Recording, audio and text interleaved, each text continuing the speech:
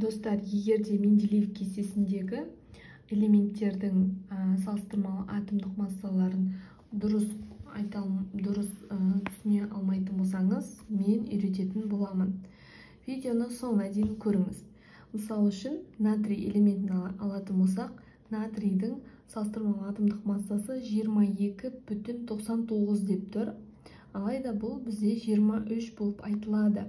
Өйткені үтірден кейін 5-тен үлкен сан болатын болса, бір сан қосылады. Сонда бұл жерде 9 болып тұр, сондықтан да біз 23 деп айта алады екенбіз. Сол сияқты барлық элементтерде солай. Мысалы үшін, алюминий элементін алайық. Алюминий элементі 26,98 деп тұр. 26-дан кейін өтір 98, 9 болғандықтан алдына қосылады. Сол кезде 27 деген санға ие болады екен.